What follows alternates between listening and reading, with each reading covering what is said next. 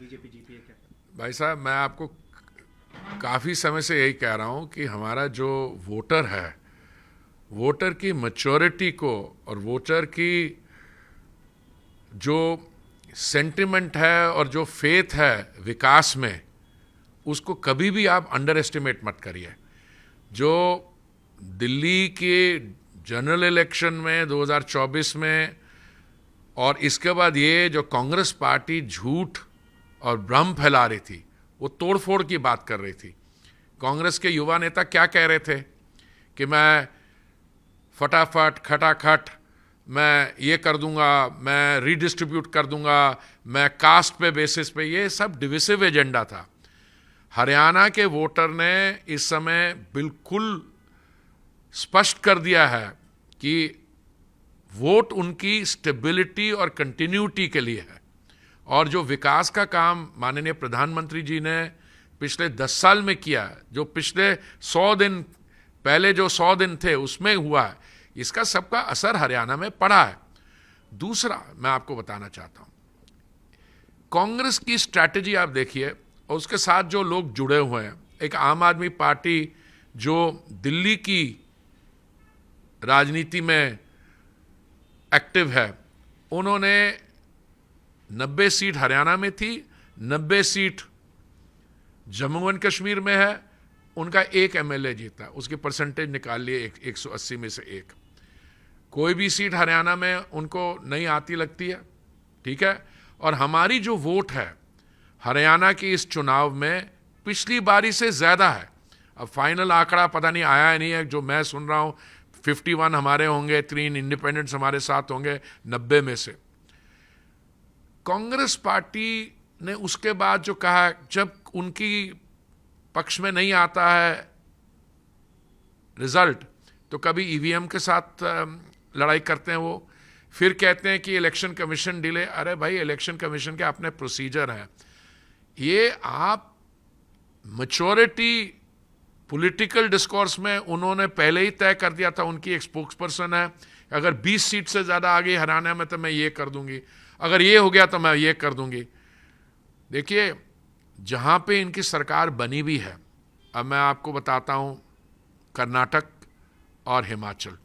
कर्नाटक में मुख्यमंत्री महोदय की मैडम धर्मपत्नी ने 14 प्लॉट उनको दिए गए हैं। पहले उनसे पूछा रहे तुम्हारे पहले कितनी तुम्हारे पास एसेट्स हैं, और ये 14 कैसे? कह रहे money is not exchange hand but I am willing to return it. ये अपने आप में ही काफी क्वेश्चन मार्क्स रेज करता है। हिमाचल में आप गए हैं, आपने जो भी करने की कोशिश की है, 2 दिन पहले पता लगा वो एक टॉयलेट टैक्स लगाना चाहते हैं। टॉयलेट टैक्स किस लिए? अगर आपके घर में 4 टॉयलेट तो आपको 100 रुपया देना पड़ेगा, या वाटर चार्ज है, जो भी है।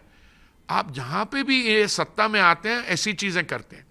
ये हरियाणा का जो रिजल्ट आया है, मैं इसका सिर्फ स्वागत ही नहीं करता हूं, मैं माननीय प्रधानमंत्री जी को, भारतीय जनता पार्टी की सारी टीम को, माननीय प्रधानमंत्री जी के नेतृत्व में उन्हें ये, जैसे आपने बोला, 3rd टाइम हैट्रिक और इतने कन्विंसिंग मार्जिन्स हैं, इसको मैं इन सबको बधाई देना चाहता हूं। और कांग्रेस को मुझे लगता है कि आने वाले दिनों में जयराम और उनकी बाकी जो टीम है, वो, आज सुबह मैं जहां पे रहता हूं, हमारे कुछ ही डिस्टेंस में कांग्रेस पार्टी का ऑफिस है।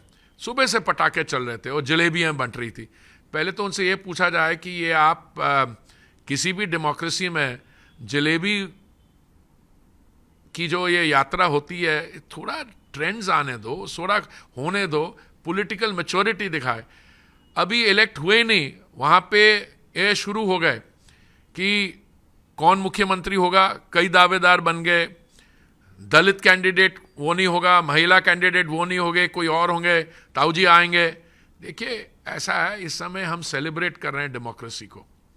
जम्मू एंड कश्मीर क्या हालत थी, क्या आज स्थिति है, वहां पे एक मजबूत सरकार बनेगी और आने वाले समय में वो जो पहले था पथराव इंडस्ट्री एटसेट्रा, उससे चल के आप देखिए कितनी वहाँ पे विकास पे काम हुआ है। होटल्स भरे हुए हैं, सिविल एविएशन मंत्रालय जिसके साथ मैं जुड़ा हुआ था, पैसेंजर्स सीट नहीं मिलती वहाँ जाने के।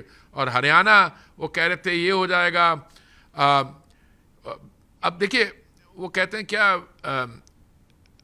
Bad loser always quarrels with his instrument.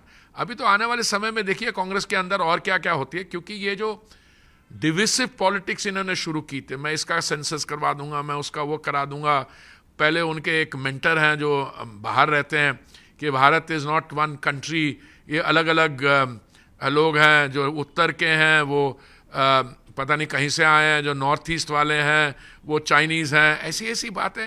इनका पॉलिटिकल डिस्कोर्स बहुत ही घटिया किस्म का हो गया, और आज इसमें इनको हरियाणा के चुनाव में जनता का जवाब पूरे सही तरीके से मिल गया। सर हरियाणा में कर रहा है नहीं कर रहा, वो अपनी जो उन्होंने नैरेटिव बनाया था उनको ये अभी रियलाइजेशन डॉन नहीं हो रही, अभी वो डिनायल में है। कोई बात नहीं, सही माने में उनको पूरी समझ आ जाएगी। सर कांग्रेस आने की बात करते थे, या तो जलेबी की फैक्ट्री तो लगा ही रहते हैं, उनको पता नहीं जलेबी को पता भी जलेबी होती कोई खेत में थोड़ा ना उगती है जिसकी फैक्ट्री लगाई जाती है। एनीवे, मैं आपको एक चीज़ और बताऊं, इन्होंने बड़ी कर्नाटक में वादे किए, वादे पूरे नहीं कर पाए, सरकार कंगाल हो गई, अब उसको अगर टॉयलेट टैक्स लगाना पड़ रहा है। ये सारी एक